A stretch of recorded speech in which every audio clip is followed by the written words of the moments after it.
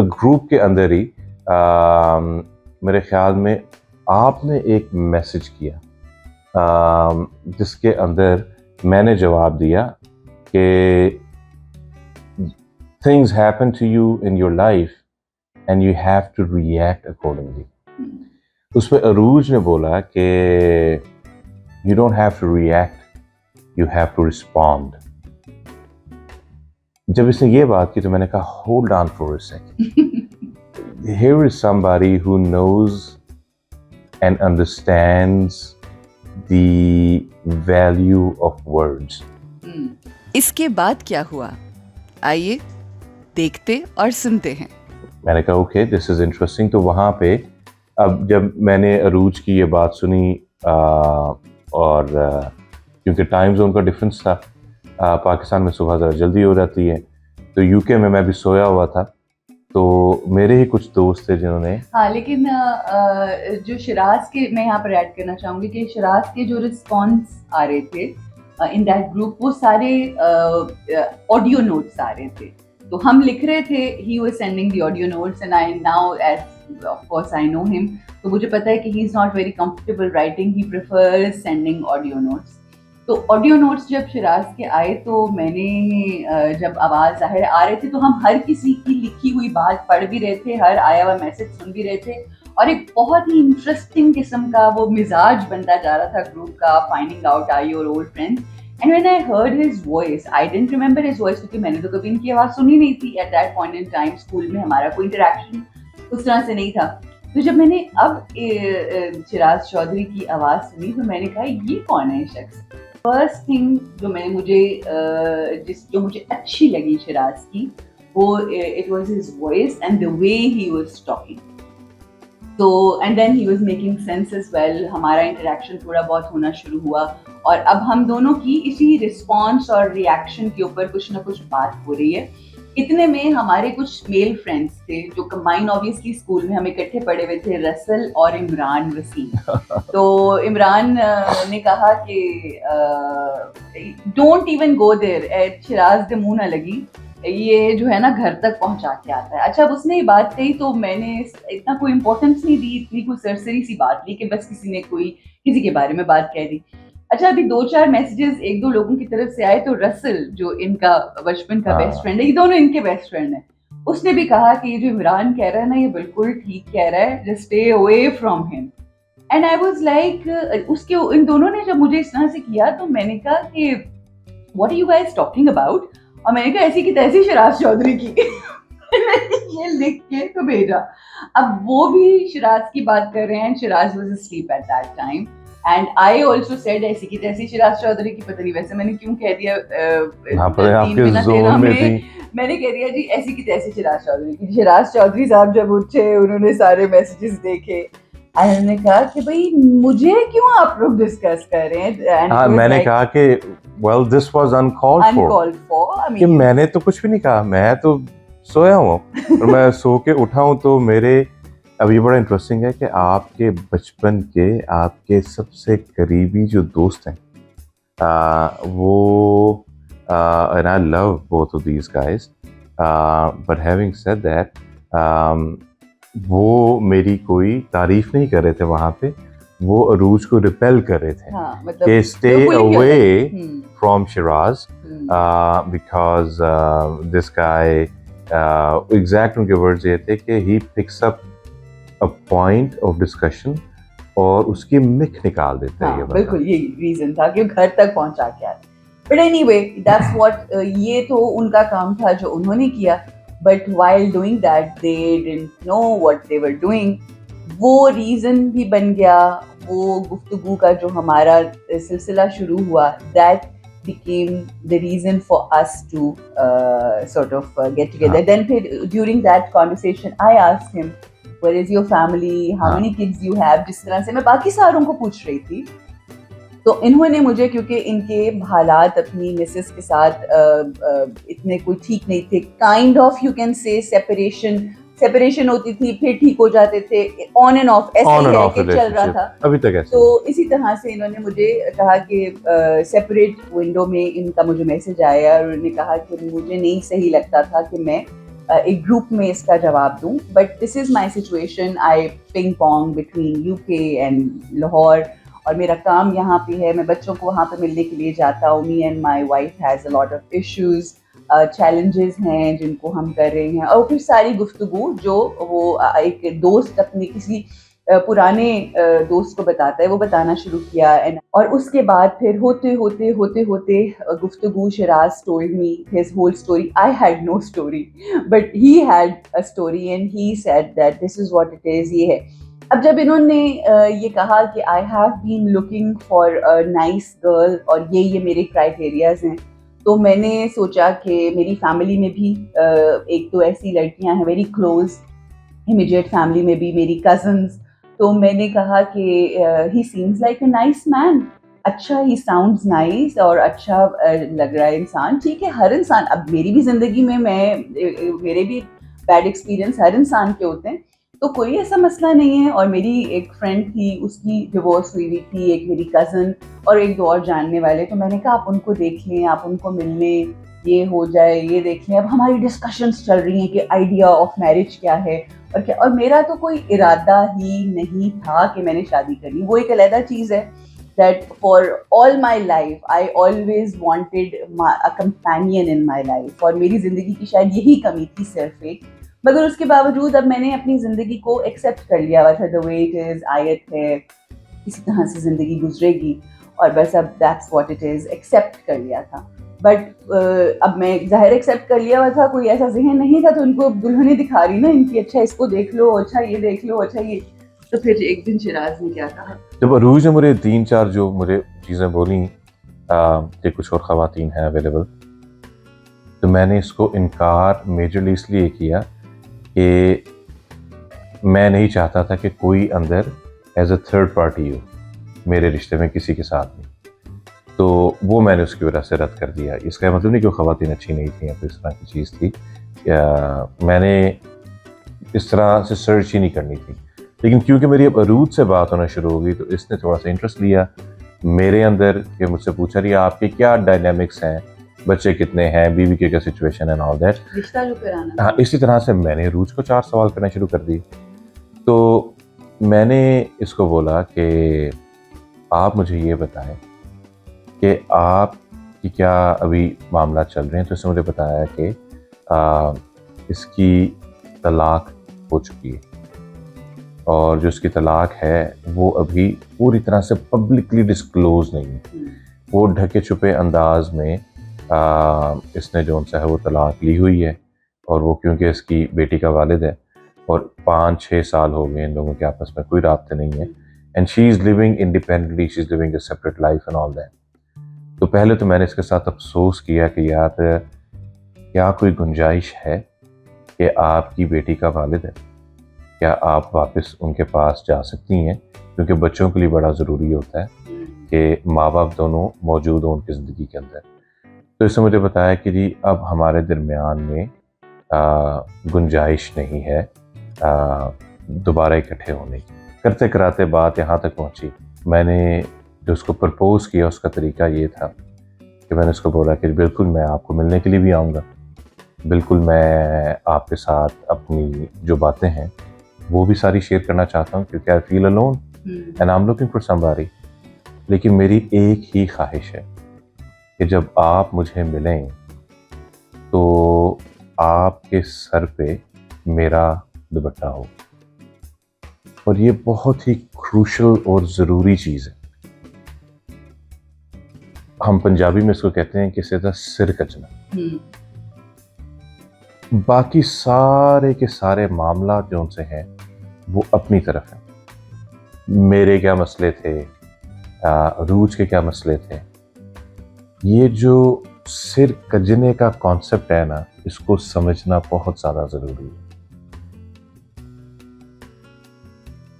यही काम आप हलाल तरीके से भी कर सकते हैं अगर आप किसी को अपनी इज्जत बनाएं, और यही काम आप हराम तरीके से भी कर सकते हैं. आई हैड द क्लैरिटी कि मैंने जिस किसी को भी अपने साथ लेके चलना है, मैंने उसका सिर कचना. और जब ये बात मैंने अरूज को बोली तो इसकी तरफ से थोड़ी देर के लिए खामोशी हो गई, और मुझे पता था कि इसके बाद 2 ही जवाब आने, या तो ये बोलेगी कि नहीं जी ऐसा नहीं होगा क्योंकि मैंने प्रपोज कर दी, या ये बोलेगी कि मुझे ये मंजूर है। और अल्लाह का शुक्र ये है कि जब मैंने इसको दबे लफ्ज़ों में ये बात की तो उसने कहा जी मुझे मंजूर है। अच्छा, अभी तक हमारी मुलाकात नहीं हुई, कोविड ख़त्म होता है और इन्हीं दिनों में हमारी किस तारीख को बात शुरू हुई? हमारी 24 को ग्रुप बना है, हाँ 25 को हमारी गुफ्तगू शुरू हुई है, 29 को आपने प्रपोज कर दिया। 29 को मैंने प्रपोज किया और 2 तारीख को मैं वहाँ से निकल आया और यहाँ से इन्होंने प्रपोज किया है। हाँ। अच्छा, मैं यहाँ पर एक छोटी सी बात प्रपोजल के ऊपर ऐड करना चाहूँगी कि ज़ाहिर है ख़वातीन हो या मर्द हो, ज़िंदगी में आपको बहुत दफ़ा बहुत सारे लोग प्रपोज करते हैं, एंड मेरे साथ भी ज़िंदगी में ऐसा था कि आई was proposed by so many different men on different occasions, different times. और एक हैरानकुन बात ये थी कि जब भी मुझे कभी किसी ने प्रपोज किया तो एकदम से जो जवाब मैंने हमेशा दिया वो ना था, mostly it was no, and when he proposed to me it's just that I couldn't say no. एंड मुझे अभी भी याद है कि जब इन्होंने कहा कि मैं चाहता हूँ कि तुम्हारे सर पे मेरा दुपट्टा हो, चादर हो, तो मैंने कहा जो अल्लाह को मंजूर। And I think from the very first moment when he proposed to me, हमारे रिश्ते की बरकत या जो उसकी नज़र करम ख़ास थी वो ये कि पहले मोमेंट से हम दोनों के बीच में जिस हस्ती की मौजूदगी के एहसास में हमने इस रिश्ते को शुरू किया वो अल्लाह सुब्हानहू व तआला की ज़ात थी, अल्हम्दुलिल्लाह। तो दैट्स व्हाट इट इज़। और मुझे याद है कि ये बात कह के मैं पुरसुकून सो गई, बिकॉज वो सुबह नमाज का वक्त था, फजर का टाइम था, और वो करके तो मैं सो गई। और फिर उसके बाद there was no looking back. Then फिर बातें होती रहीं। अब ये पता है कि जनाब प्रपोज कर दिया और अब there is this man who is coming to see me. Third को निकले थे, फोर्थ को पहुंचा और फिफ्थ को मुलाकात हुई। हमारी मुलाकात हुई थी and I still remember when he was coming to meet me. तो मैंने शिराज से कहा कि नहीं शिराज, आई डोंट वांट कि मेरी पहली मुलाकात में मेरी बेटी आपको मिले, because I don't know if we are going to get along, how things are going to go, क्या मामलात हैं। बैठेंगे, बात करेंगे, आपकी एक अपनी पहली जिंदगी है, पहले हम एक दूसरे को समझ लें, फिर अपने बच्ची को इन्वॉल्व करेंगे। And he said for me, आपसे ज़्यादा इम्पोर्टेंट अगर कोई है तो वो आयत है, इसलिए क्योंकि हमारा तो जो भी हो ना हो, मगर अगर वो बच्ची कंफर्टेबल नहीं है टू बिगिन विद तो हमारा रिश्ता शुरू हो ही नहीं सकता। And this is how it was and this is how it began. आयत को मैंने बताया इस तरह से one of my friends is coming, और उसके लिए भी अजीब और हैरानकुन बात थी क्योंकि इस तरह से कोई फ्रेंड्स नहीं होते थे मेरे कि जी मेरे घर पे आए, तो उसके लिए भी थोड़ा एक अजीब सा था। But she was kind of excited जब उसको ये बताया गया कि शिराज से एक आध दफ़ा रास्ते में बात भी हुई और गिफ्ट्स आ रहे हैं, ये है वो है, तो शी वॉज सुपर एक्साइटेड। और जब आई है तो बहुत अच्छे तरीके से पूरा दिन हमारा जो था वो बड़ा अच्छा साथ गुजरा। We had food together, he spend time with Ayat, and I remember when he was coming to see me on Sunday, I told him कि आपने दरूद शरीफ पढ़ के अंदर आना है। And the first thing I told him कि मुझे जब आप आएंगे तो हमने कोई भी बात शुरू करने से पहले मैं एक हदीसे के साय जो उर्दू में पढ़ती हूँ, मैं पहले वो पढ़ूंगी और उसके बाद जो भी गुफ्तगू करनी है वो हम करेंगे। And this is exactly how it happened. He came, I recited